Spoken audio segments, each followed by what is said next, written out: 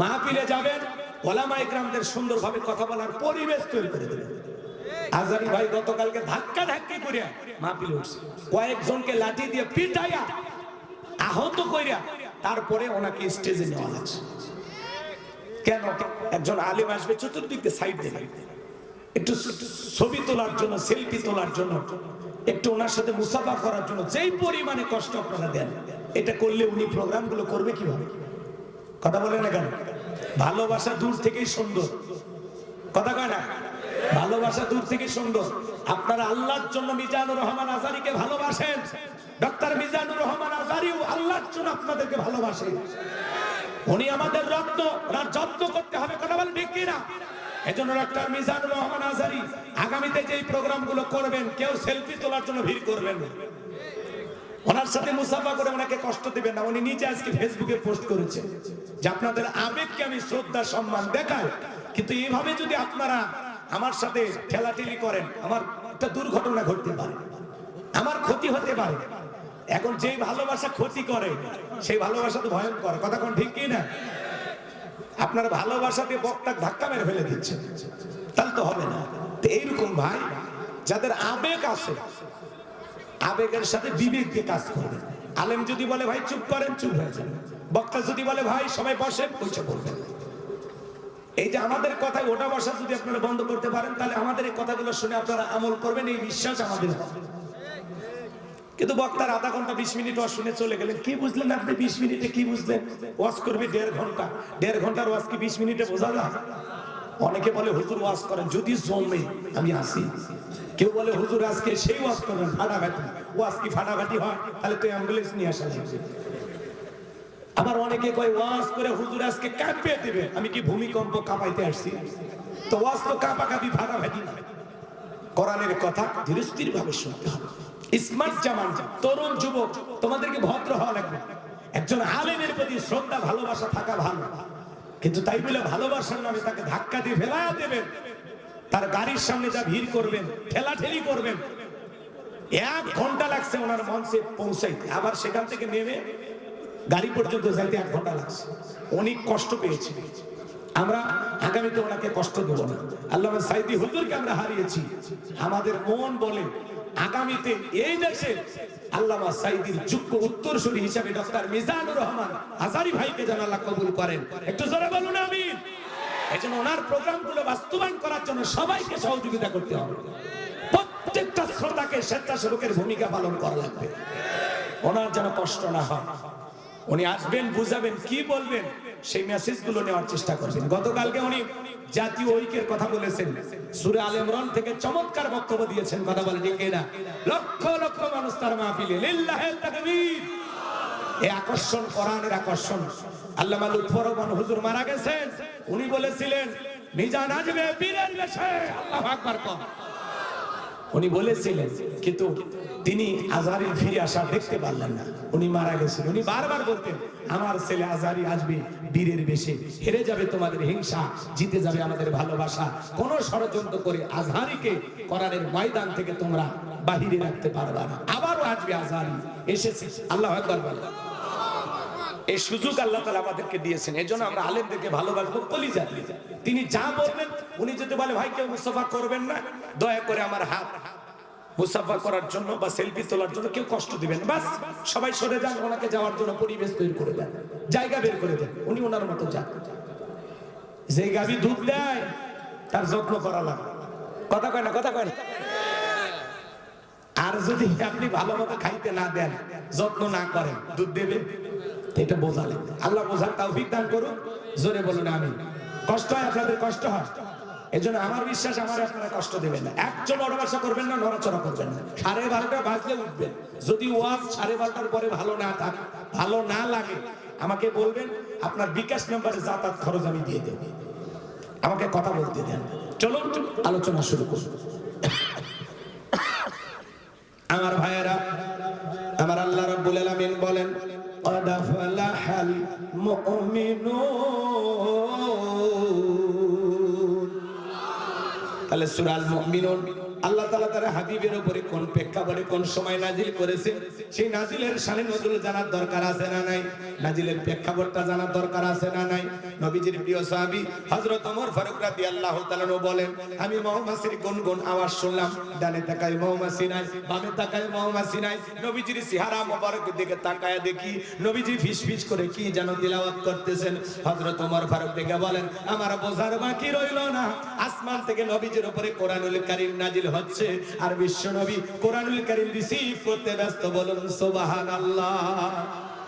মৌমাছির গুনগুন আওয়াজ হলে কোরআনুল কারীম নাজিল হয়, দপ্তরি ছুটির ঘন্টায় পারে মারে টনটন আওয়াজ হলে কোরআনুল কারীম নাজিল হয়। নবীজি যখন ঘোড়ার উপরে থাকতেন ওই সময় যদি কোরআনুল কারীম নাজিল হইতো ওহির ভারে ঘোড়ার পা গুলো বালুর ভিতরে ডেবে যেত। বলেন আল্লাহু আকবার। তাহলে কোরআনুল কারীমের একটা আলাদা ওয়েট, আলাদা একটা ওজন আছে না নাই? নবীজি উঠের উপরে থাকলে ওই সময় যদি কোরআনুল কারীম নাজিল হইতো ওহির ভারে উটের মাথা জমিনের সঙ্গে লেগে যেত। এক সাহাবী রানের উপরে মাথা রেখে নবীজি আরাম ফরমাচ্ছেন, ওই সময় কোরআনুল কারীম নাজিল হলো। সাহাবী ডেকে বলেন, আমার কাছে মনে হয় আমার রানটা ফেটে যাবে, আমার কাছে মনে হয় আমার রানের উপরে পাহাড় চেপে ধরা হয়েছে। তাহলে কোরআনুল কারীমের একটা আলাদা ওয়েট, আলাদা একটা ওজন আছে না নাই? জীবনের প্রথম ওহী রিসিভ করতে গিয়ে নবীজির শরীর মোবারকে জ্বর পর্যন্ত এসেছিল। দীর্ঘ 23 বছরে নবীজির উপরে আল্লাহ তাআলা কোরআনুল কারীম নাজিল করেছেন। এই কোরআনের সম্মান মর্যাদা কত আমরা অনেকে বুঝি না। এমন মুসলমান 40-50 বছর বয়স হয়ে গেছে, আল্লাহর কোরআনটা কোনোদিন খুলেও দেখেনি। কথা কয় না? আচ্ছা, মজনুর কাছে ডাইলি চিঠি লেখে নিয়মিত, কিন্তু মজনু কোনোদিন চিঠি খুলে দেখে না। তাহলে বলেন তো লাইলির আবেগটা কি মজনু বুঝবে? কথা বলেন, বুঝবে? আমার কথা মনে বোঝেন না ভাই, আমার সাথে একটু কথা বলেন। আমি করবো ওয়াজ, আপনারা দেবেন আওয়াজ, জবাব দিবেন ঠিক ঠিক, আলোচনা হবে কমপ্লিট। শ্রোতাদের স্পিরিটে বারে বক্তার হিট, আলোচনা হবে জায়গা মতো ফিট। আগে বলতাম কিছু আজ প্যান্ডেলে, কিছু আজ অ্যাঙ্গেলে, এখন আর অ্যাঙ্গেলে না, যা বলবো সব ডাইরেক্ট। অ্যাঙ্গেলে বলা 300, ডাইরেক্ট বলার বাংলাদেশ। কথা বলে ঠিক কি না? তাহলে শোনেন, নিয়মিত লাইলি চিঠি লাগে, ওগো প্রিয় মজনু, তুমি আমার সাধনা, তুমি আমার ভাবনা, তোমাকে সারা না কাটে রাত, না কাটে দিন। আমি চাঁদের ভিতরে তোমাকে দেখি, সূর্যের ভিতরেও তোমাকে দেখি। আমার বাগানের ফুলের দিকে তাকাইলেও তোমার ছবি ভেসে ওঠে, পুকুরে গোসল করতে গেলেও ওই পানিতে তোমার ছবি ভেসে ওঠে। তুমি যে কি দিওয়ানা করেছো জানি না, তোমাকে না পেলে আমি আর বাঁচবো না। এই যে আবেগ দিয়ে কথাগুলো লাইলি মজনুর জন্য লেখে। এখন মজনু যদি চিঠি না পড়ে, লাইলির আবেগ কি বুঝবে? জোরে বলেন, বুঝবে? লাইলির মন বুঝতে হলে মজনুকে চিঠি পড়া লাগবে। তা আল্লাহ তাআলা আমাদেরকে কি বলেছেন? তাহলে এই কোরআন নামক চিঠি না পড়লে আল্লাহ যে বিশাল, আল্লাহ যে মহান, তিনি কি বার্তা পাঠিয়েছেন কোরআন না পড়লে আপনি বুঝতে পারবেন। কথা বলেন না কেন? এই কোরআন যদি মহব্বত করে ভালোবেসে পড়তে পারেন, বুঝতে পারেন, তাহলে মালিককেও চিনতে পারবেন। কি ভাই, এই যে এটাই তো করা ঠিক না।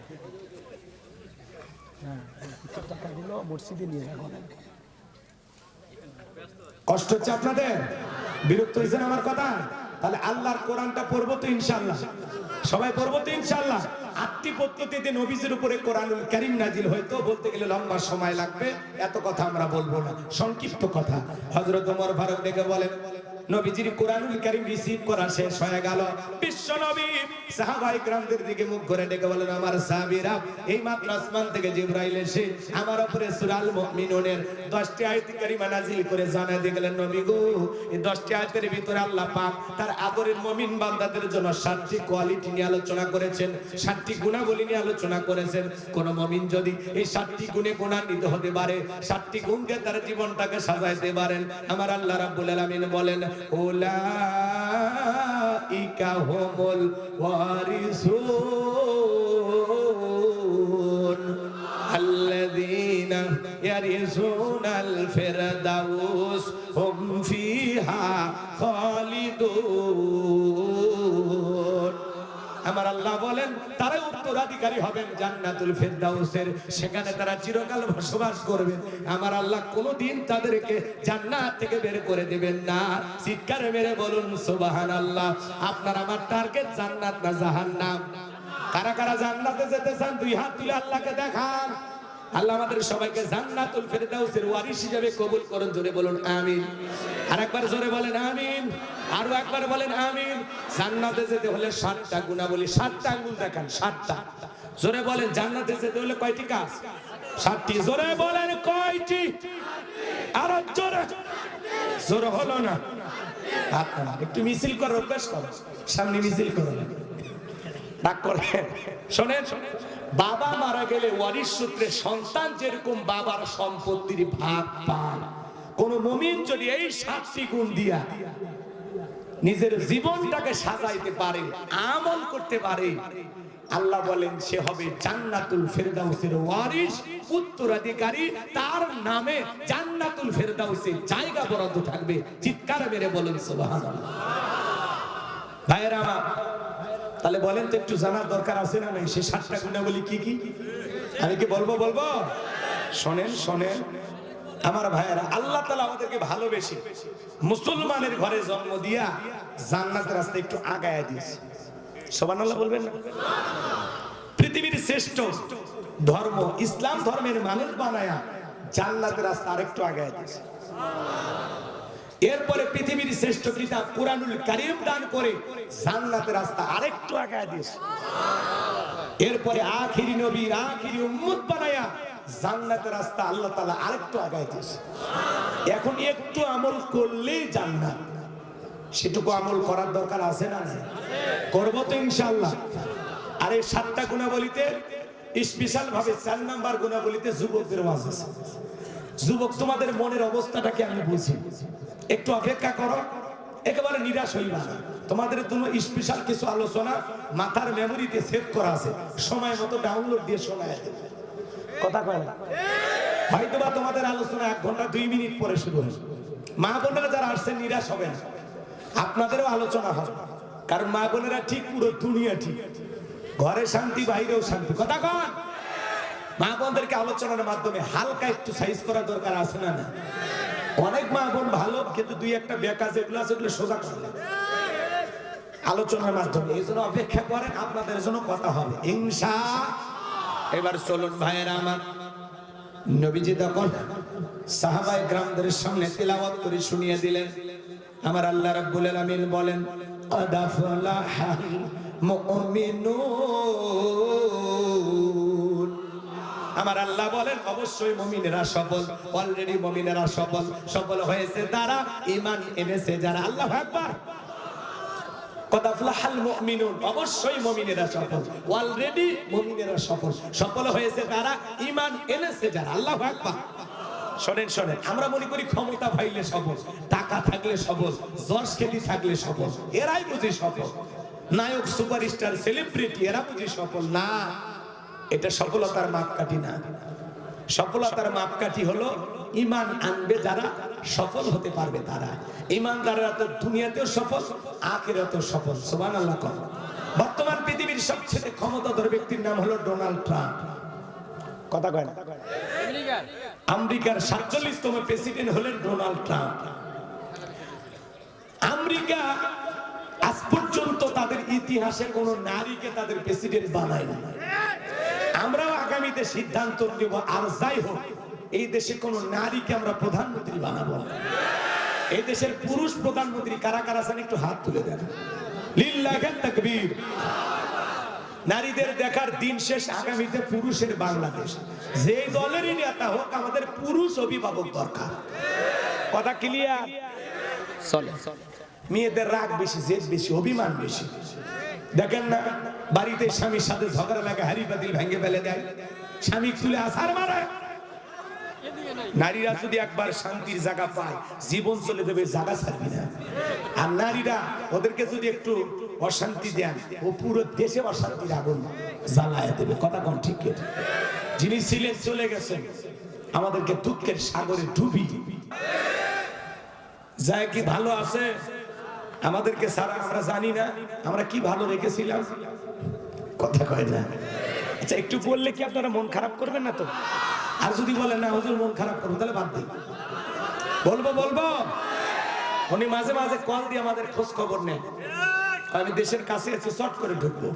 আমরা বলবো যে দিক দিয়ে মন চায় আপনি আসেন। মেয়ে মানুষ কতদিন বাইরে থাকবেন? কথা কোন ঠিক কিনা? রাগ করেছেন মনে হয় আপনারা? মায়াও লাগে, লাগে না? মায়া নাই আপনাদের? উনি চট করে আসতে চায়। শোনে, ক্ষমতার চেয়ার থেকে নামা সহজ, কিন্তু ওই চেয়ারে ওঠা কঠিন। উনি আসলে কি আর চেয়ার পাবে? জোরে বলেন, আসবে? আমার মনে হয় জীবনে আর কোনোদিন আসবে না। ওই ভারতের রিপাবলিক বাংলা, ওই যে ময়ূখ মঞ্জুর রঞ্জন নাকি ওর নাম, কথা কয় নাকি, ওই বেচারা বলতেছে আমরা দেব না, ওনারা নাকি একবারে নিয়ে নেবে। তা আমরা বলতেছি ঠিক আছে, আপনারা রাখেন, যতদিন মন চায় রাখেন। এই সমাজ এগুলো আছে না নাই? বুবু আইবা, তুমি আইবা গো, সেই দিন আইসা বুবু ক্ষমতা পাইবা না। খোঁজ নাই বুবু কাদের কাকার, অবস্থা খারাপ করবে যে বাবার, হাউন আঙ্কেল এখন সামনে আসে না। নেতা কর্মী সব জেলের ভিতর, আমি আসি টরের ওপর, কখন জানি আসে গ্রেপ্তারি পরোয়ানা। বুবু আইবা, তুমি আইবা গো, সেই দিন আইসা বুবু ক্ষমতা পাইবা না। কি কথায় ভেজাল আছে? আমার ভাইরা সালের সামনের দিকে যায়, ক্ষমতার চেয়ার থেকে না সহজ, কিন্তু এই চেয়ারে ওঠা কঠিন। কথা বলেন ঠিক কিনা? তাহলে ক্ষমতা পাইলে সফল হওয়া যায় না। আল্লাহ বলেন কদ আফলাহাল মুমিনুন, অবশ্যই মুমিনেরা সফল। সফল হয়েছে তারা ঈমান এনেছে যারা। আপনাদের এলাকায় একটা বাজার আছে হরিপুর, আল্লাহর একজন বান্দা তরি তরকারি বিক্রি করে, সবজি বিক্রেতা। আযান দেওয়ার পরে লোকটা যদি ঈমানদার হয়, মসজিদে গিয়ে মাথা নত করে আল্লাহকে সিজদা দেয়। পৃথিবীর বড় নেতা ডোনাল্ড ট্রাম্পের চাইতে ওই সবজি বিক্রেতা ঈমানদারের দাম কম না বেশি? তার মানে কি বুঝলেন? ঈমান আছে যার, আল্লাহর কাছে দাম আছে তার। কোন বেঈমানের দাম আল্লাহর কাছে নাই। বেঈমানেরা ক্ষমতার দিক দিয়ে দুনিয়াতে সফল হতে পারে, মরার পরে সবগুলো বেঈমানকে পিটাইয়া জাহান্নামে দেবেন তিনি কে?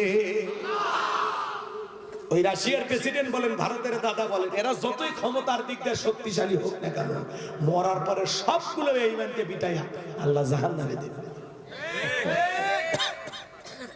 ঈমান নামের পাসপোর্ট ছাড়া জান্নাতের ভিসা লাগবে না। কথা কয়? হ্যাঁ, ঈমান হলো জান্নাতে যাওয়ার পাসপোর্ট। যার এই পাসপোর্ট আছে তার জান্নাতের ভিসা লাগবে। এই জন্য বেঈমানেরা ওরা ক্ষমতার মাতবাড়িতে দুনিয়াতে সফল হতে পারে, মরার পরে এরা সফল হতে পারবে না। আর ঈমানদার যারা, এরা দুনিয়াতেও সফল, আখিরাতেও সফল। সুবহানাল্লাহ বলেন। কষ্ট হবে?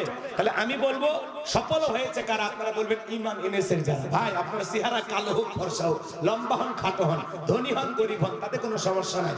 আপনার ভিতরে ঈমান আছে, আল্লাহর কাছে আপনার দাম আছে। এই জীবনে যদি আল্লাহর কাছে দামি হতে পারি, আর কিছু চাওয়ার আছে?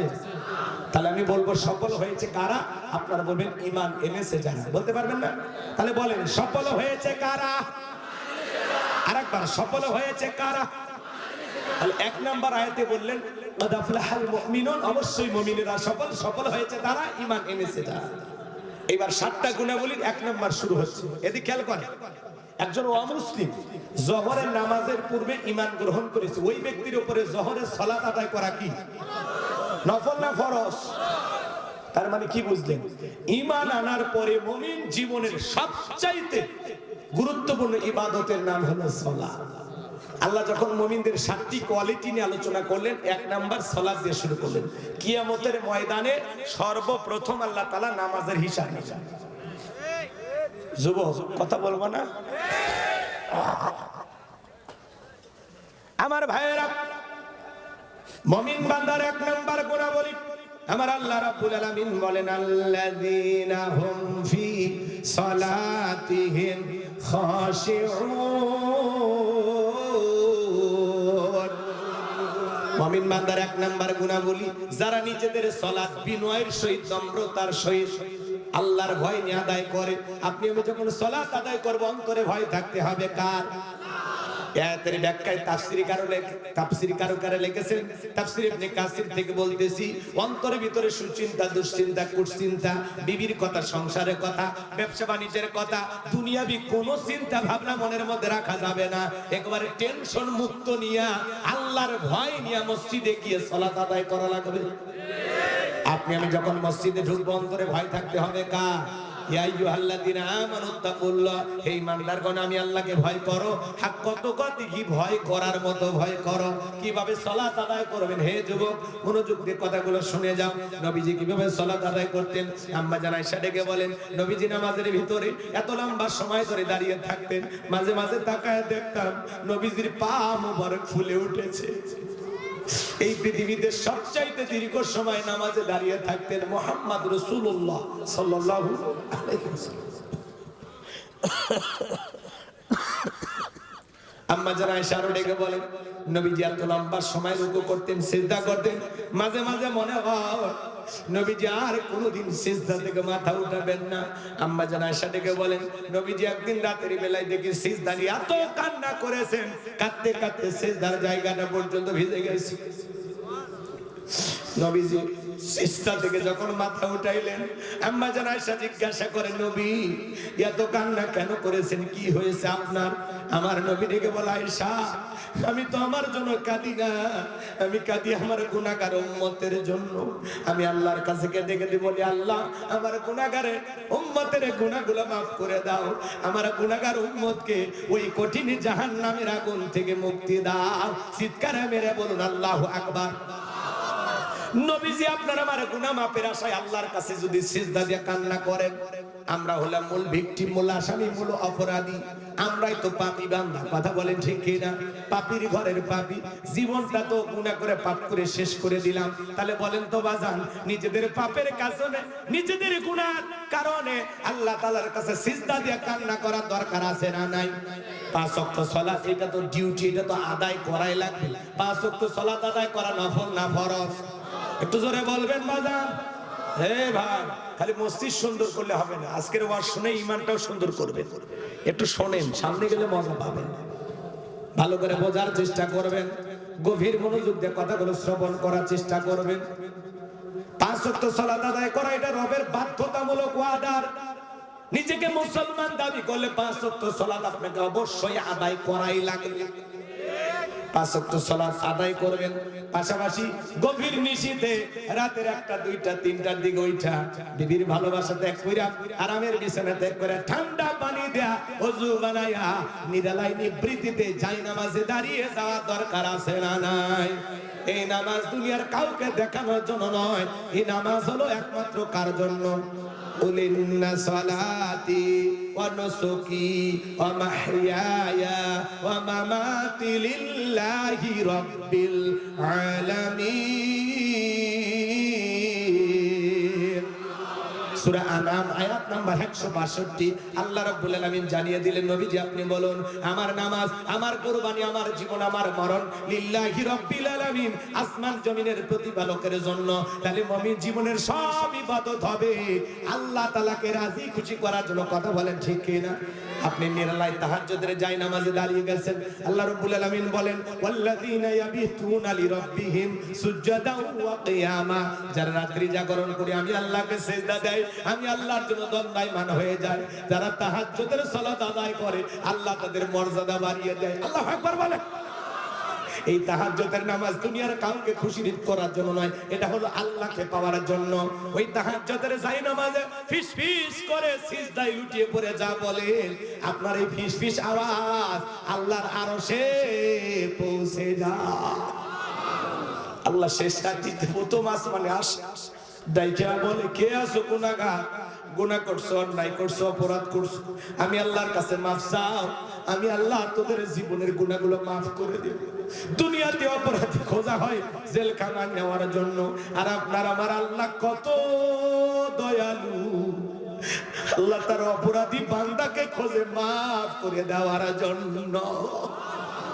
আমার আল্লাহ বলেন, কি আছো অভাবগ্রস্ত, আমার কাছে বলো, আমি তোমার অভাব দূর করে দেব। যারা তাহাজ্জুদের জায়নামাজে সিজদা দেয়, এদের জীবনে পেরেশানি থাকে না, হতাশা থাকে না। যারা গভীর নিশীথে তাহাজ্জুদের চাই নামাজ আল্লাহর সাথে সিজদার মাধ্যমে রুকুর মাধ্যমে ইবাদতের মাধ্যমে প্রেম করতে পারে, আল্লাহর সাথে প্রেম করলে জীবনে কোনোদিন ব্যর্থতা নাই, খালি সফলতা। আল্লাহু আকবার বলেন। যুবকেরা রাত্রি জাগরণ করে তবে নামাজ পড়ে না, ইউটিউব ইন্টারনেট ঘাটাঘাটি করে ইমো মেসেঞ্জারে বান্ধবীর সাথে চ্যাটিং কইরা সারা রাত মোবাইলে চ্যাটিং করে। হ্যালো জান খাইছো, কি করো? মেয়েরা করে বলে আজকে ভাত খাবো না। তুমি না খাইলে আমিও খাবো না। নিজের মা খাইছে কিনা খবর নেয় না, বাবা খাইছে কিনা খবর নেয় না। বান্ধবী না খাইলে ওই দুষ্ট যুবকের মুখে খাবার ওঠে না। এরকম হাইব্রিড যুবক আছে না নাই? সারা রাত ইমো মেসেঞ্জারে চ্যাটিং কইরা ফজরের আজান হয় যখন ওই হাইব্রিড যুবক ঘুমাইতে যায় তখন নামাজও পড়ে না। যুবক রে, এই ঘুম ভাঙলে সকাল, না ভাঙলে পরকাল। কথা বলেন ঠাকুরগাঁওয়ের মুসলমান, কথা বলেন, ঠিক আছে না না? কেমন করে ঘুমাও তুমি ওরে ঠাকুরগাঁওয়ের যুবক, কেমন করে ঘুমাও তুমি ফজর করে কাজা? এমন তো হতে পারে ও তোমার জহরে জানাজা, এমন তো হতে পারে ও তোমার জহরে জানাজা। যুবক, ওই ঘুম ভাঙলে সকাল, না ভাঙলে পরকাল। কত যুবক আছে রাত্রি জাগরণ করে অনলাইনে জুয়া খেলে, ফ্রি ফায়ার, পাবজি। একটু পরে সাইজ করতেছি যুবকদের, কষ্ট হয় নাকি আপনাদের? একটু পরে, একটু পরে। আমার ভাইয়েরা গভীর মনোযোগ দিয়ে কথাগুলো শ্রবণ করবেন। এমন নামাজ কি আপনার আমার জীবনে আছে? বলতে পারবেন যে হুজুর 2 রাকাত নামাজ পড়েছি 2 ঘন্টা ধইরা, বলতে পারবেন? সিজদা দিয়ে কোনোদিন জীবনে 1 ঘন্টা কেঁদেছেন, বলতে পারবেন? কথা কয় না। এরকম নামাজ আমাদের আছে, কিন্তু নবীজির সাহাবীরা 2 রাকাত নামাজ পড়ে সারা রাত কাটাইছে। সুবহানাল্লাহ। আমার ভাইরা ওই গভীর নিশীথে সিজদা দিয়া চোখের পানি ছেড়ে দিয়ে আল্লাহর কাছে কেঁদে কেঁদে বলতে হবে, রব্বানা সরিফান আযাবা জাহান্নাম ইন্না আযাবাহা কানা গরামা।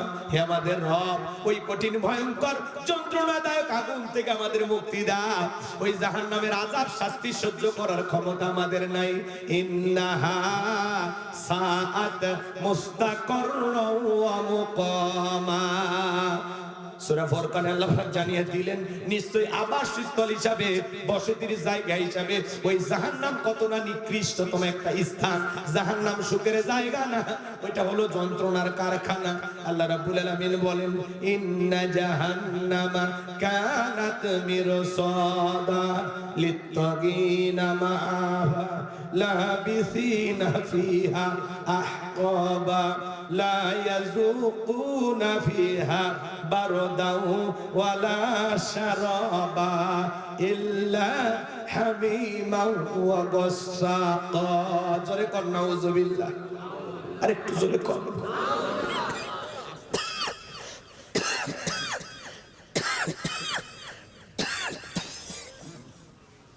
আল্লাহ তাআলা সূরা নাবার ভিতরে জানিয়ে দিলেন, ইন্না জাহান্নামা কানাত মিরসাদা। নিশ্চয়ই জাহান্নাম ফুলসিরাতের কিনারায় ওত পেতে রয়েছে। এই যে দেখেন, জাহান্নামের কথা শুনে ওঠে কি? আচ্ছা, আমি কি বলবো না ভাই? কথা বোঝেন না, বোঝেন না আপনারা? এই লোকগুলো মানুষ হবে না।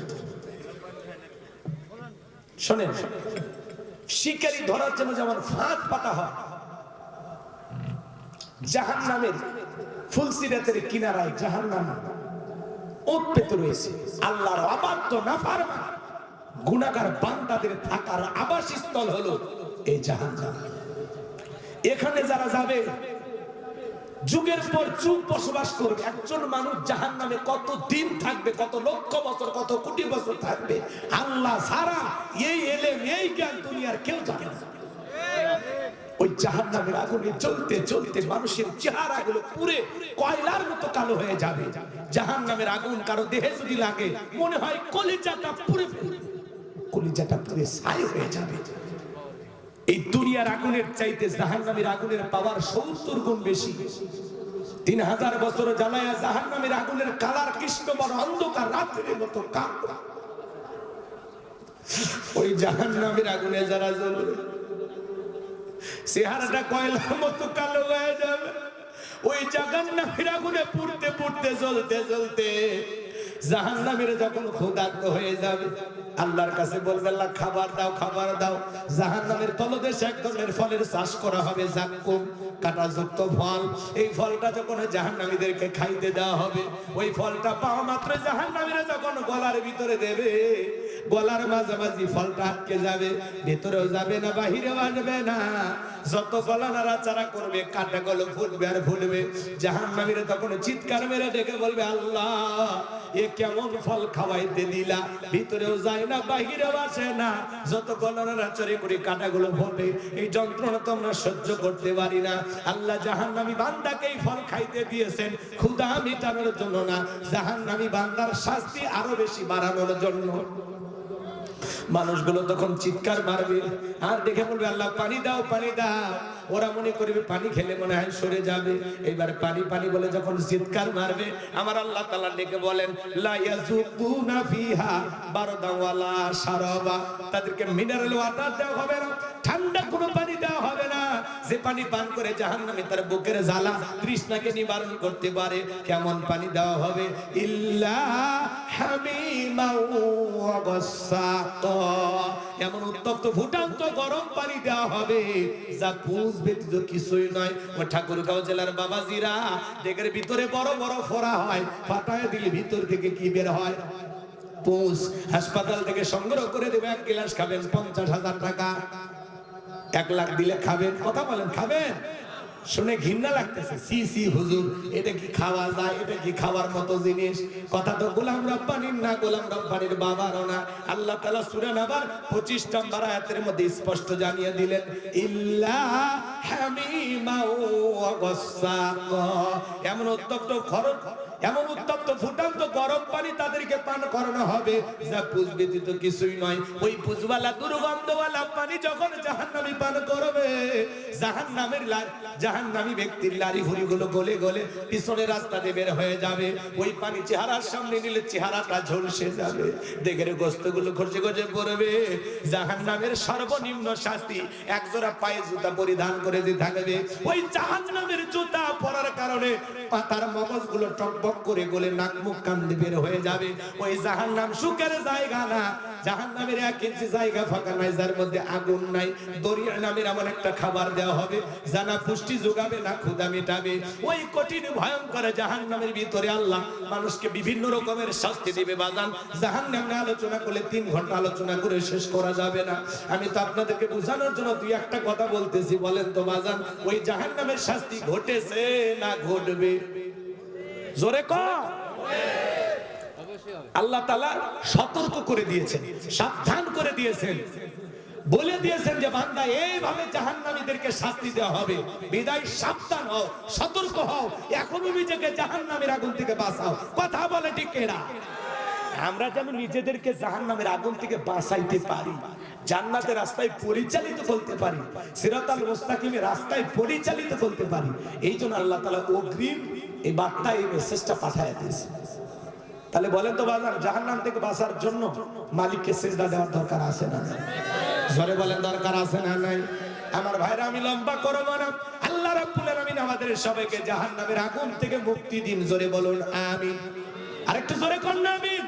আমার ভাইরা তাহলে নবীজি লম্বা সময় সিজদা দিয়ে আপনার আমার গুনাহ মাফের জন্য আল্লাহর কাছে দোয়া করতেন। আমরাও লম্বা সময় সিজদা দিয়ে নিজের গুনাহ মাফ চাইবো কার কাছে? নবীজির সাহাবীরা কিভাবে সালাত আদায় করতেন জানেন? মরুভূমিতে নবীজির সাহাবীরা যখন নামাজে দাঁড়িয়ে যেতেন, ওই মরুভূমির পাখিগুলো খেজুর গাছ মনে করে সাহাবায়ে কেরামদের কাঁধের উপরে, মাথার উপরে বসে থাকতো। নবীজির সাহাবীরা সালাতে এত মনোযোগ, কাঁধে পাখি পড়ে থাকে তারপরে টের পায় না। চিৎকার মেরে বলুন সুবহানাল্লাহ। কাঁধে পাখি পড়ে আছে, নামাজে এত মনোযোগ, পাখি যে পড়ছে টেরই পায় না। আর আপনি আমি একটা মশা বলে এই হাতে এই জায়গাটা আগে মশা মারে তারপরে সূরা ধরে। হযরত তালহা নামাজ পড়তেছেন, সন্তানরা খেলাধুলা করতেছিল, জঙ্গল থেকে সাপ এসে সন্তানটাকে বেশি ধরেছে। স্ত্রী মানুষজনকে ডাকলেন, সন্তানটাকে বিপদ মুক্ত করলেন। হযরতে তালহা নামাজ শেষে জিজ্ঞাসা করে, বিবিরে বাড়িতে এত মানুষজন, ব্যাপারটা বুঝতে পারলাম না। হযরতে তালহার স্ত্রীটিকে বলে, স্বামী আপনি যখন নামাজ আদায় করতেছেন, জঙ্গল থেকে সাপ এসে সন্তানটাকে বেশি ধরেছিল, আমি মানুষজনকে ডাকলাম, ছেলেটাকে বিপদ মুক্ত করলাম। এত ঘটনা আপনার চোখের সামনে ঘটে গেল, আপনি কি কিছুই টের পান নাই? হযরতে তালহা ডেকে বলেন, বিবিরে নামাজের মধ্যে মন যদি এদিক সেদিক চলে যায়, তাহলে নামাজ তো আর নামাজ থাকে না। সুবহানাল্লাহ। আর আপনি আমি নামাজ পড়ি হরিপুর, মন চলে যায় মধুপুর, নামাজ পড়ে ঠাকুরগাঁও, মন চলে যায় পঞ্চগড়। কথা কন। আমাদের পাগল মন খালি ছটফট করে, দুনিয়াবি নানান কথা নামাজের মধ্যে হয়, মাঝে মাঝে দুনিয়াবি এত কথা নামাজের মধ্যে মনে হয়, নামাজ 2 রাকাত চলতেছে না 3 রাকাত, মনে থাকে না। দুনিয়াবি এত কথা এত চিন্তা নামাজের মধ্যেই মনে হয়। সিজদা 2টা দিলাম না 1টা দিলাম, নামাজের মধ্যে ব্রেক করে চিন্তা করা লাগে। রাগ করছে? একটি গবেষণায় বলা হয়েছে, বাংলাদেশের মুসল্লিদের মন নামাজের ভিতরে 8 সেকেন্ডও স্থির থাকে না। আমাদের মন এত অস্থির, আমাদের পাগল মন খালি ছটফট করে। কথা কয় না? এখন গোলাম রব্বানি কইলেই দোষ। পাগল মোহন মন রে, মন কেন উল্টো পাল্টা বলে, ও পাগল মন মন রে, মন কেন মসজিদে না যায় রে, আল্লাহ রে কোন দুনিয়ায় পাঠাইলা আমারে। বর্তমানের নারী পুরুষ সমান সমান মাপ, লম্বা চুল কাটিয়া আবার মাথায় লাগাই ক্যাপ, আল্লাহ রে কোন দুনিয়ায় পাঠাইলা আমারে। হিন্দি গানের টান মারিয়া রাস্তা হাইটা যায়, আবার কারো সুরে সুরে বুকটা হাইটা যায়, আল্লাহ রে কোন দুনিয়ায় পাঠায় লাই আমারে। জিন্সের প্যান্ট শার্ট পরিয়া রাস্তা হাইটা যায়, পোলানা মাইয়া ওইটা সিনা বড় দায়, আল্লাহ রে কোন জামানায় পাঠায় লাই আমারে। কানে পড়ছে দুল, কপালে পড়ছে টিপ, কাছে যদি যা বলে বিলকিস আপা কয় আমি আবুল। কথা কয় না? বিশ্বনবী বলেছেন, বুখারী শরীফের হাদিস, আল্লাহ রাসূল বলেছেন, কোন পুরুষ যদি নারীর বেশ ধারণ করে আর কোন নারী যদি পুরুষের বেশ ধারণ করে, আল্লাহর লানত তাদের উপরে। কথা কন। পোশাকের এত স্বাধীনতা, তারপরে ঢাকা শহরে আমার মা বোনেরা আন্দোলন করে বলল পোশাকের স্বাধীনতা চাই। কেমন স্বাধীনতা? বলে দাদি নানি ব্লাউজ পরে শাড়ি পরেছিল, আমরা পরতেছি। এখন দাদি নানি অভাবের কারণে পড়ুক আর গরমের কারণে পড়ুক, কোন দাদি কি শাড়ি পরে বিশ্ব রোডে যা আন্দোলন করে বলেছিল আমি তোমার দাদি দেখে যাও শাড়ি পরেছি? বলেছিল? দাদি নানির তুলনা দেয়। আগেকার দাদি নানিরা পুরুষের কণ্ঠের আওয়াজ পাইলে ঘরের কোনায় লুকাইছে, আর এখনকার ডিজিটাল মা বোনেরা পুরুষের কণ্ঠের আওয়াজ পাইলে বাড়ির গেট খুলে দরজা খুলে বলে আসেন ভাই। কার কাছে আসেন? বাদশা। বাদশা তো আমারই স্বামী, আসেন একটা চা বানায় দে, একটা বিস্কিট খেয়ে যান প্লিজ। এমন কায়দায় ডাক দেয় মনে হয় মায়ের পেটের ভাই।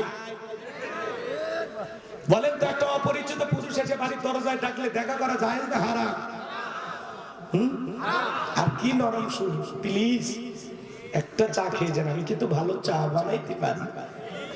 স্বামীর বেলায় নরম সুর বের হয় না, পর পুরুষ দেখলে কি সুর, কি মায়াবী ডাক।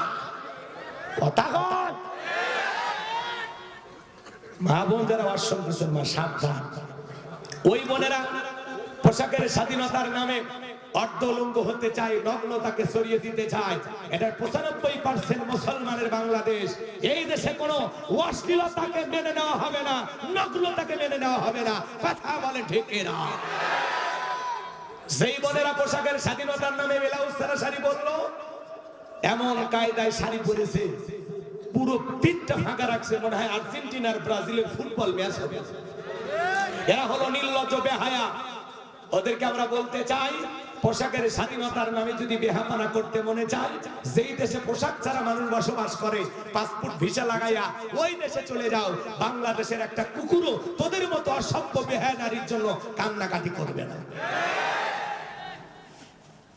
আর আপনি যদি নিজেকে মুসলিম নারী দাবি করেন, অবশ্যই আপনাকে পর্দা করতে হবে, এটা আল্লাহর ফরজ বিধান।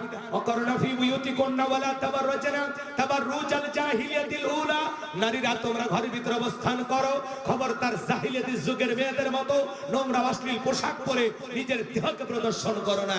একটা নারী যদি ঢিলাঢালা বোরকা পরে, হাত মোজা পা মোজা লাগাইয়া রাস্তাতে হেঁটে যায়, মনের অজান্তে শ্রদ্ধা সম্মানে মাথাটা নত হয়ে আসে। কোন সম্ভ্রান্ত ভদ্র ফ্যামিলির মেয়ে বোরকা ছাড়া বাহিরে যেতে পারে না। যারা বোরকা ছাড়া উল্টা পাল্টা পোশাক পরে মানুষের দৃষ্টি আকর্ষণ করে, এই নারীদের পোশাক যত উল্টা পাল্টা, আর চরিত্রে তত গন্ডগোল। আপনি যদি নিজেকে মুসলিম দাবি করেন, আপনার বউ বেপরদায় ঘুরতে পারে না। আপনি যদি নিজেকে মুসলিম বাবা দাবি করেন, আপনার মেয়ে বেপরদায় ঘুরতে পারে না। অমুসলিমদের হিসাব আলাদা, ওরা যা ইচ্ছে তাই করবে। কি রাগ করছে? এলে ওয়াজ না এলে ওয়াশ। আপনার বউ আপনার কথা শুনবি না, কাক ভাগ দিয়ে পালতেছে, কথা কয় না, শুনবি না। কি পুরুষ? হ্যাঁ, কি পুরুষ? বইয়ের কাছে দুর্বল তারা যৌতুক নিয়ে বিয়ে করছে যারা, এরা বউ শাসন করতে পারে না। বইয়ের দিক তাকাইলে এই কার দিক তাকাইছিস, আগে 3 লাখ জমা দিয়ে। ওই পুরুষ হিসেবে আলাদা। বউ যদি দাঁড়িয়ে থেকে পেশাব করো, তাই করে। এজন্য যৌতুক নিয়ে বিয়ে করেছে যারা, বইয়ের কাছে এতিম অসহায় তারা।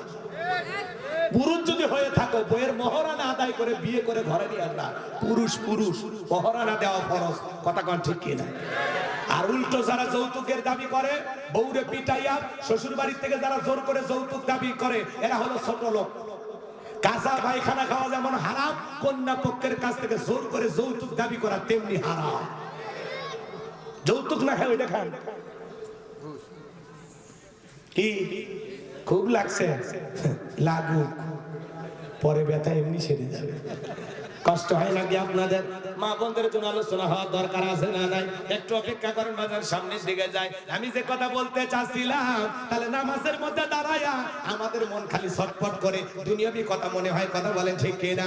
এক মুরব্বি চাচা এত তারা উড়ে করে ওযু করছে, এক ঠ্যাং না ধুয়ে মসজিদে ঢুকছে, তাই সারা মসজিদ পিছলা খায়া চাচা একদিক লুঙ্গি একদিক, তাও বলে আল্লাহু আকবার। মানুষ বলে চাচা আগে লুঙ্গি ঠিক করেন, আগে জামাত ধরি।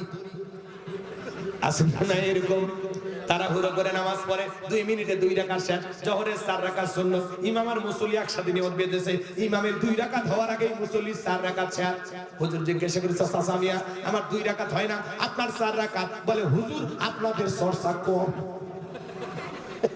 আছে না নাই ভাই? মানে 2 মিনিটে 2 রাকাত, 4 মিনিট চাই 4G 5G গতির নামাজ। ভাই এইভাবে নামাজ পড়লে কবুল হবে? কথা কয় না? আল্লাহ বলেন আল্লাযীনা হুম ফি সালাতিহিম খাশিউন, যারা নিজেদের সালাত বিনয়ের সহিত নম্রতার সহিত আল্লাহর ভয় নিয়ে। একটা রাষ্ট্রপতি প্রধানমন্ত্রী, তার সামনে যদি আপনি দাঁড়ান, কি করবেন? দাড়ি চুলকাবেন? লুঙ্গি ঠিক করবেন? এমন ভাবে দাঁড়াবেন ভদ্রতার সহিত, যাতে প্রধানমন্ত্রী বা রাষ্ট্রপতির সাথে বেয়াদবি যেন না হয়। একটা রাষ্ট্রপতি প্রধানমন্ত্রীর সামনে যতটা নম্রতা ভদ্রতা নিয়ে দাঁড়াবেন, তার চাইতে কোটি কোটি গুণ বেশি নম্রতা এবং ভদ্রতা নিয়ে আল্লাহ তাআলাকে সিজদা দেওয়ার সময় নামাজে দাঁড়াইতে হবে। কথা বলেন? আপনি নামাজে দাঁড়ায়া দাড়ি চুলকান, টুপি ঠিক করেন, লুঙ্গি ঠিক করেন, আপনার লুঙ্গি এত খুলে যায়, রশি লাগাবেন। নামাজের মধ্যে দাঁড়ায় দিক ওদিক তাকায়, নামাজে কোনো মনোযোগই না। কেউ ওযুখানা ট্যাপ ছেড়ে দিছে, তাকায় কয় উত্তর পাড়া আব্দুল জুব্বার এলো কেমন? কথা কয় না গো? নামাজ পড়তে পড়তে ফোন রিসিভ করে বলে হ্যালো আমি নামাজে আছি, পরে কথা। কি ডিজিটাল জামানা এসে বলছে, এগুলো নামাজ হবে না। যখন রমজান মাস আছে, প্রত্যেকটা মসজিদে মনে হয় তারাবির প্রতিযোগিতা শুরু হয়েছে। কোন মসজিদে কত তাড়াতাড়ি পড়া যায়। হরিপুর বাজারে আবার 2 বন্ধু গল্প করে, দোস্ত তোমাদের ইমাম সাহেব কেমন? কয় আমাদের হুজুর আল্লাহ বানা 50 মিনিট লাগছে। কয় কি এত সময়? আর আমাদের হুজুর 20 মিনিটে 20 রাকাত শেষ। নামাজ পড়ছে না তামাশা করছে? খালি আলহামদুলিল্লাহ দোয়ালিন শোনা যায়, মাঝখানে ভূমিকম্প। হুজুরের বাপও টের ভাই। কথা বল। সোনার মক্কা মদিনা আল্লাহ তার এই গোলামকে নিয়েছিল। আমি সেখানে তারাবি পড়লাম, সময় লাগলো 1 ঘন্টা 45 মিনিট। আর আপনি কি শুরু করছেন? নামাজের নামে তামাশা। ভাই আল্লাহ বলেন বিনয়ের সহিত নম্রতার সহিত আল্লাহর ভয় নিয়ে ইয়া আইয়ুহাল্লাযীনা আমানু তাকুল্লাহ, হে ঈমানদারগণ আমি আল্লাহকে ভয় করো। হাক্কা তুকাতিহি, ভয় করার মতো ভয়। শোনেন, আপনি আমি যখন জোহরের সালাত আদায় করব মনে মনে ভয় করব, এই জোহরের সালাত আমার জীবনের শেষ সালাত, আমি আসর পর্যন্ত নাও বাঁচতে পারবো। আমি মাগরিব পড়বার মনে মনে ভয় করব, এই মাগরিবের নামাজ আমার জীবনের শেষ নামাজ, আমি আসর পর্যন্ত নাও বাঁচতে পারবো। কথা কয় না, কথা কয় না। ফাঁসির আসামিকে যদি বলা হয় রাত 10টা বাজে 12টায় তোমার ফাঁসি, লোকটা যদি ইমানদার হয় অবশ্যই 2 রাকাত নামাজ পড়বে। ফাঁসির আসামি যেমন জীবনের শেষ মনে করে 2 রাকাত নামাজ আদায় করে, প্রত্যেকটা ওয়াক্তে আল্লাহর ভয়ে ওইভাবে সালাত আদায় করতে হবে। কারা কারা 5 ওয়াক্ত সালাত আল্লাহর ভয়ে আদায় করবেন? 2 হাত তুলে দেখেন। আল্লাহ সবাইকে নামাজি বানায় দেন, একটু জোরে বলেন না আমিন। এটা হলো মুমিন বান্দার 1 নাম্বার গুণ। বলে শোনেন, শুধু মসজিদ টাইলস দিয়ে সুন্দর করলে হবে না, ওখানে যারা সালাত আদায় করবে তাদের অন্তরটাও সুন্দর হওয়ার দরকার আছে না নাই? শোনেন, পরিবর্তন হয়ে যায়, সোজা হয়ে যায়। জুমার নামাজের জন্য মসজিদ ভাঙে 2 তালা 3 তালা করা হয়, আর ফজরের নামাজের সময় এক কাতার মুসল্লি পাওয়া যায় না। এমন মসজিদ আছে যেখানে ফজরের নামাজের সময় মুয়াজ্জিন একাই নামাজ পড়ে। তাহলে জুমা পড়লেন, আসর, মাগরিব, এশা, ফজর কেন বললেন না? কেন বললেন? নবীজির জামানায় ফজরের নামাজের সময় মসজিদ কানায় কানায় পূর্ণ ছিল, জুমার নামাজের সময় একই দৃশ্য। সুবহানাল্লাহ। ভালো হয়ে যান ভাই, ভালো হয়ে যান। জুমার 2 রাকাতের সালাম ফিরেতে দেন, হুজুর খালি এই কাত থেকে সালাম ফিরে এই কাতে গেছে, এক পা মসজিদের বাইরে গেছে। ওয়াক দড়ি দিয়েও বান্দা যায়, এই নামাজ পড়ে যান না, এই নামাজ রাগ করছেন। খালি মসজিদ টাইজ করার দরকার নাই, খালি মসজিদের জন্য কালেকশন না, মুসল্লিও কালেকশন করালেন, কথা কন, নামাজি হয়ে যাবে। আরো কথা আছে সামনে, সামনে বলবো। তাহলে নিয়মিত 5 ওয়াক্ত সালাত আদায় করবো তো ইনশাআল্লাহ, করবো তো ইনশাআল্লাহ। আরে মুসলমানের কাছে যদি নামাজের ওয়াজ করা লাগে, এটা তো দুঃখের বিষয়। কেন বলা লাগবে? এ ছোট বাচ্চাও জানে নামাজ 5 ওয়াক্ত। কি বাবা কও না শোনা, 5 ওয়াক্ত নামাজ আদায় করে কি নফল না ফরজ? ফরজ। বেটা আছে, তুমি দয়া করো চকলেট খাও। আমার ভাইয়েরা, এইবার মুমিন বান্দার 2 নাম্বার গুণাবলী আল্লাহ রাব্বুল আলামিন বলেন, আল্লাযীনা হুম আনিল লাগবি মুরিদুন। মুমিন বান্দার 2 নাম্বার গুণাবলী, মারাত্মক কথাবার্তা বলা যাবে না।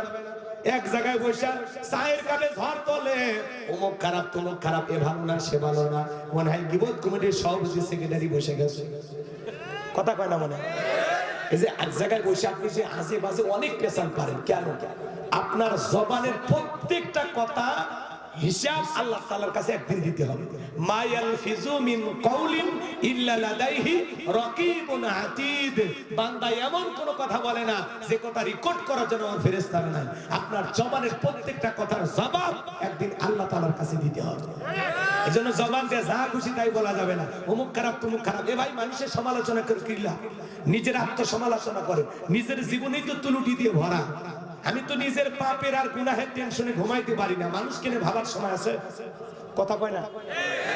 ওয়াকুন্না নাখুদু মাল খায়দিন, যারা সমালোচনাকারী এরা থাকবে সাকর নামক জাহান্নাম। মানুষের জীবনের ভুল ধরতে ধরতে একদিন নিজে ভুলের সাগরে ডুব দিয়ে জাহান্নামের গেটে পৌঁছে যাবেন। এজন্য মানুষের ভুল ধরা বন্ধ করেন, মানুষের সমালোচনা বন্ধ করেন, জবানকে যা ইচ্ছা তাই বলবেন না। মুমিন বান্দার জবানটাকে কন্ট্রোল করতে হবে। আল্লাহ রাসূল বলেছেন, তোমরা 2টা জিনিস যদি কন্ট্রোল করতে পারো, হেফাজত করতে পারো, একটা হলো 2 চলের মাঝখানে নরম জিহ্বা, আর 2-এর মাঝখানে থাকে লজ্জাস্থান। এই 2টার হেফাজত করতে পারলে আমি নবী তোমাদের জান্নাতের জিম্মাদারি নিলাম। চিৎকার মেরে বলুন সুবহানাল্লাহ। তাহলে আপনি আমি জবান দিয়ে সে কথা বলবো যে কথা প্রয়োজন, প্রয়োজনের অতিরিক্ত কথা বলা থেকে বিরত থাকবে। মুরব্বি মুরব্বি চুপ চুপ চুপ, এত কথা কেন বলে? অমুকের বউ এটা করছে, বেটা তুমি কি এলাকার সিআইডি ডিবি, কার বউ কি করছে এটা তোমার শোনা লাগবে, বলা লাগবে। আগে 4-5 জন মহিলা এক জায়গায় হলে গীবত হইতো, পরনিন্দা চগলখড়ি হইতো। এখন 4-5 জন পুরুষ এক জায়গায় হলে পরনিন্দা চগলখড়ি শুরু হয়ে যায়, কথা কয় না। গীবত করা মানে কি? মৃত ভাইয়ের গোশত খাওয়ার সময়, এটা ঘৃণিত কাজ। কেউ কি মৃত ভাইয়ের গোশত খাইতে পারবেন? তাহলে এই গীবত কেন করতেছো? গীবত করা মানে কি? মৃত ভাইয়ের গোশত খাওয়ার সময়। আল্লাহ হেদায়েত দান করুন। আমিন। একটু জোরে কর না আমিন। আমার ভাইয়েরা চুপ থাকবেন, অতিরিক্ত কথা বলা থেকে বিরত থাকবেন। মাংস মাথা না যা, চুপ থাকলে আপনি নাজাত পাবেন। তাহলে মুমিন বান্দার 2 নাম্বার গুণাবলী, অনার্থক কথাবার্তা বলা যাবে না। প্রয়োজন যতটুকু কথা বলতে হবে ততটুকু। মুমিন বান্দার 2 নাম্বার গুণাবলী, অনার্থক কাজ করা যাবে না। মুমিনের টাকা হলে মুমিন সিনেমা হল বানাবে না, যাত্রা গান আয়োজন করবে না, গানের কনসার্ট দিবে না, মদের বার দিবে না, সিনেমা হল বানাবে না। মুমিনের টাকা হলে মুমিন মসজিদ বানাবে, মাদ্রাসা বানাবে, ঈদগাহ মাঠ বানাবে, কবরস্থান বানাবে, 10টা ফলের গাছ লাগায় দিবে, পুকুরের ঘাট বানায় দিবে, গরিব দুঃখী মানুষকে টাকা দিয়ে সহযোগিতা করবে। মুমিন ভালো ভালো কাজে টাকা ব্যয় করবে। কথা কোন ঠিক কিনা? আর আমার দেশের যারা ছিল 4,500 কোটি টাকার ভাস্কর্য বানাইছিল, লাভ কি হইল? 5 আগস্টে আপনার বাবার মাথার ভাস্কর্যের উপরে ওইটা পেশাব করে দিল। এতে আপনার বাবার সম্মান কমলো না বাড়লো? তাহলে আপনি ভুল কাজ করেছেন। ভাস্কর্যের সংস্কৃতি এটা মুসলমানের সংস্কৃতি না, মুশরিক ইহুদিদের কালচার। আপনি ওই 4,500 কোটি টাকা দেয়া এই দেশের মানুষেরা খাইতে পারে না, যদি খাবারের ব্যবস্থা করতেন, কত বেকার যুবক আছে কর্মস্থানের ব্যবস্থা করে দিতেন। কথা বলা, মসজিদ মাদ্রাসা বানায় দিতেন, মৃত্যু পর্যন্ত আপনার বাবা কবরে এই সবগুলো পৌঁছে যেত। যতদিন আপনি জীবিত থাকতেন আপনিও সব পাইতেন, আপনি মারা গেলে আপনিও সব পাবেন। কথা বলেন ঠিক কিনা? কিন্তু এগুলো কাজ আমাদের ভালো লাগে না। যারা 4,500 কোটি টাকার ভাস্কর্য বানাইছে, প্রত্যেকটা টাকার হিসাব একদিন আল্লাহর কাছে দিতে হবে। এজন্য মুমিনের টাকা ভালো কাজে ব্যয় হবে, সওয়াবের কাজে ব্যয় হবে। ঠিক আছে তো ইনশাআল্লাহ? মুমিন গানের কনসার্ট দেয় না, মুমিন দেয় তাফসীরুল কোরআন মাহফিল। কথা বলেন ঠিক কিনা? আমার ভাইয়েরা, মুমিন বান্দার 2 নাম্বার গুণাবলী, যুবক রে, এ কান দিয়া আজে বাজে গান শোনা যাবে না। কানের ভিতর ইয়ারফোন লাগায় যুবক তুমি গান শোনো, রূপ বাঁধে আছে কোমর গোলাইয়া, আল্লাহর ফেরেশতারা কবরে নে পিটাবে ঝোলাইয়া ঝোলাইয়া। সিরাজগঞ্জের এক যুবক রেল লাইন পার হয়ে যায়, কানের ভিতর ইয়ারফোন লাগাইয়া টেনে এসে ধাক্কা মেরে 3 টুকরা করে ধুয়ে গেছে। মরার পরেও কানের ভিতর ইয়ারফোন লাগানো ছিল। এখন কবরে যা, ফেরেশতারা তোর জায়গা মতো বাদ্যযন্ত্র বাজাবে। কথা বলেন ঠিক কিনা? এই কান আল্লাহ গান শোনার জন্য দেয় নাই। যুবক রে, কানের ভিতর ইয়ারফোন লাগাইয়া গান শুনতে শুনতে ঘুমের মধ্যে চলে গেলা। যদি এই ঘুম না ভাঙে, মনে রাখবা কবিরা গুনাহ করতে করতে কেউ যদি মারা যায় সে যাবে জাহান্নামে। ভালো হবে না তোমরা? ভালো হবা? তাহলে কান দিয়ে কি শোনা লাগবে? ওলামা ইকরামদের বয়ান শুনতে হবে, ইসলামী সঙ্গীত শুনতে হবে, কোরআন তেলাওয়াত শ্রবণ করতে হবে, ভালো ভালো কথা কান দিয়ে শোনা লাগবে। তাহলে মুমিন বান্দার 2 নাম্বার গুণাবলী, জবান দিয়ে সেটা বলবে যেটা বললে সব হয়, সেই কাজ চালু করবে যে কাজ চালু করলে সব হয়, সেইটা শুনবে যেটা শুনলে সব হয়। এক কথায় সওয়াব আছে যেখানে, জোরে বলেন না ভাই, সওয়াব আছে যেখানে আর গুনাহ আছে যেখানে। সকল গুনাহ থেকে আল্লাহ আমাদের বেঁচে থাকার তৌফিক দান করুন। জোরে বলুন আমিন। এইবার মুমিন বান্দার 3 নাম্বার গুণাবলী, এই যে 4 নাম্বারে যুবক রেডি থাকো। মুমিন বান্দার 3 নাম্বার গুণাবলী, আল্লাযীনা হুম লিয-যাকাতি ফাইলুন। মুমিন বান্দার 3 নাম্বার গুণাবলী, আল্লাহ যদি মুমিন বান্দাকে নিসাব পরিমাণ সম্পদের মালিক বানায় দেয়, মুমিন বান্দা সক্রিয়ভাবে হিসাব করে করে কয় লাখ টাকার কয় হাজার টাকা যাকাত আসবে, কয় কোটি টাকার কয় লাখ টাকা যাকাত আসবে, মুমিন বান্দা সক্রিয়ভাবে হিসাব করে করে বছরে একবার যাকাত দিবে। কার ভয়ে? যাকাত নফল না ফরজ? নামাজ আদায় করা যেমনি ফরজ, যাকাত দেওয়া তেমনি ফরজ। যাকাত আসছে দারিদ্রতা বিমোচন করার জন্য, যাকাত আসছে অভাব মুক্ত সমাজ রাষ্ট্র দেশ গড়ার জন্য, যাকাত আসছে রাস্তার এপারে 10 তালা এপারে গাছতলা তার ব্যবধানকে দূর করার জন্য, যাকাত আসছে পথে পড়ে থাকা অবহেলিত মানুষের মুখে হাসি ফুটাইয়া তাদের অধিকার প্রতিষ্ঠিত করার জন্য। চিৎকারে মেরে বলুন আল্লাহু আকবার। আমাদের দেশের অর্থনীতি যাকাত ভিত্তিক না সুদ ভিত্তিক? সুদ ভিত্তিক অর্থনীতি। হালাল না হারাম? এটা জোরে কোন? আচ্ছা, সুদ যে হারাম বলতে ভয় লাগে, তো জোরে বলেন সুদ কি? ওয়াহাল্লাল্লাহুল বাইয়া ওয়া হারামার রিবা। আল্লাহ ব্যবসাকে হালাল করেছেন, সুদকে করেছেন হারাম। কথা কোন ঠিক কিনা? ভালো করে শুনুন। এই দেশের অর্থনীতি হলো সুদ ভিত্তিক। এই সুদ ভিত্তিক অর্থনীতি দিয়ে কোশ্চিন কালে কোন নেতা বাংলাদেশকে দারিদ্র্য মুক্ত করতে পারবে না। যদি বাংলাদেশকে দারিদ্র মুক্ত করতে চান যাকাত ভিত্তিক অর্থনীতি চালু করা লাগবে। এই যাকাত ভিত্তিক অর্থনীতি চালু করা ফরজ। আল্লাহু আকবার। একটা যাকাত মন্ত্রণালয় চালু করা লাগবে। এদেশের বিজ্ঞ ইসলামিক স্কলার দ্বীনের দায়ী আলেমদের কাঁধে এই যাকাত মন্ত্রণালয়ের দায়িত্ব দেওয়া লাগবে। ওই গুমসুর ডালসুর বিকাশের টাকাসুর ওই নেতাদেরকে দেওয়া যাবে না। আপনি যাত্রার পিছনে স্লোগান দেন, বলবি ভাইয়ের চরিত্র ফুলের মতো পবিত্র, নামাজ পড়ে এক ওয়াক্ত, গাঁজা খাই 5 ওয়াক্ত, ঘুমচুরিতে পাকা ভক্ত, শয়তানের 1 নম্বর ভক্ত, হুজুরদের জন্য খুবই শক্ত, সুশে খাই গরিবের ভক্ত।